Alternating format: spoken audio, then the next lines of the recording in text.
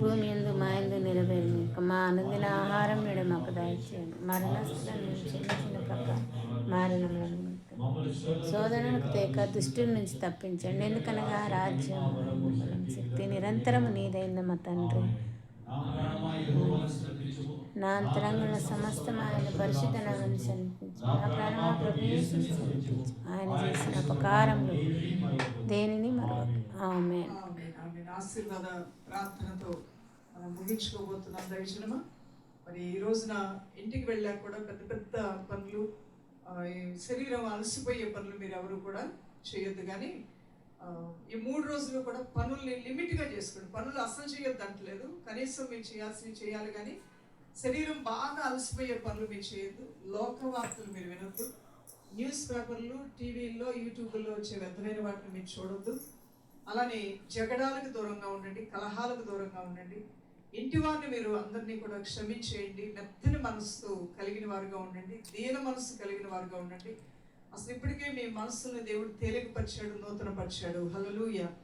So ఈ 3 రోజులు కూడా వ్రత దినములు అనగా ప్రత్యేకించబడిన దినములుగా, దేవుణ్ణి గణపరిచే దినములుగా, నీ కష్టబాధలు, నీ జీవితంలో ఉన్న వేదనలు తొలగించడానికి దేవుడు నీకు ఇచ్చిన గొప్ప భాగ్యముగా భావించి ఈ యొక్క దినాల్లో నీ దేవుడిని ఘనపరుస్తూ నిన్ను ప్రత్యేకపరచుకొని ఉండటం అనేది చాలా మంచిది. ఈవెన్ చర్చ్లో కూడా ఈరోజు సాయంకాలం కొంతమంది ఇక్కడ ఉండటానికి వాళ్ళు ప్యాక్ చేసుకొని 3 days ఉండడానికి వచ్చారని తెలియజేశారు. మీకు అకామిడేషన్ ఏర్పాటు చేస్తారు.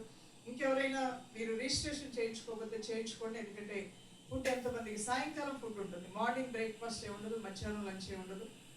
ఈ 2 రోజులు కూడా ఈవినింగ్ మీకు తప్పకుండా ఆహారం అనేది ఏర్పాటు చేస్తారు. కాబట్టి మీరు ముందుగానే రిజిస్ట్రేషన్ చేయించుకోవడం మంచిది. ఎవరైనా చేయించుకోకపోయినట్లయితే ఈ విషయాన్ని కూడా మీరు గమనించాల్సిందిగా కోరుతున్నాం. ఇక్కడ ఉన్న సేవకులు, క్యాంపస్లో ఉండే సేవకులు 7 గంటలకి ఈవినింగ్ ప్రేయర్ ఇక్కడ స్టార్ట్ చేస్తారు. సాయంకాలం 7 నుండి 9 గంటల వరకు కూడా ఇక్కడ ప్రేయర్ జరుగుతుంది. క్యాంపస్లో ఉన్నటువంటి పరిచారకులు, సేవకులు, విశ్వాసులు అందరూ కూడా ఇదే మందిరంలోకి వచ్చి మీరు 7 నుండి 9 గంటల వరకు కూడా అనేక విషయాలు పొందుతారు. రేపు జరిగే ఉపవాస ప్రార్థనలో దైవ కార్యాలు ప్రజల జీవితాల వరకు పొందుకుంటూనే రావాలి. ఇక్కడ నుంచి ఇక్కడికి వచ్చాక పొందుకోవడం కాదు, మీరు పొందుకుంటూనే వచ్చుదురు కాదు. మార్గ మధ్యలోనే దేవుడిని గణపరిచే గొప్ప కార్యాలు మీ పట్ల దేవుడు జరిగించడం కాక మీరు రండి. మీతో పాటు అనేకులను ఆహ్వానించండి. ముఖ్యంగా మీ ఇంటి వారిని వదలకండి. ఇంటి వాళ్ళని తప్పకుండా తీసుకొని రండి. లైవ్లో ఉన్నవారు సాధ్యమైతే మీ ఇంటి వారందరితో కలిసి ప్రార్థనలో కూర్చోడానికి ప్రయత్నం చేయండి. అనేకులకి ఈ లింక్ని షేర్ చేయండి. ఎందుకంటే ఇది మనం రహస్యంగా చేసే ఉపవాస ప్రార్థన కాదు, మనం సమాజంగా చేసే ప్రార్థన. సమాజంగా చేసే ప్రార్థనలు దేవుడు విన్నాడు. నీనివే పట్టణంలో పట్టణమంతా వారు ఉపవాసం ఉండి ప్రార్థన చేశారు. ప్రభు పిలవమంటున్నాడు, అందరికీ కూడా బూరధ్వనులతో ప్రకటన చేయమంటున్నాడు.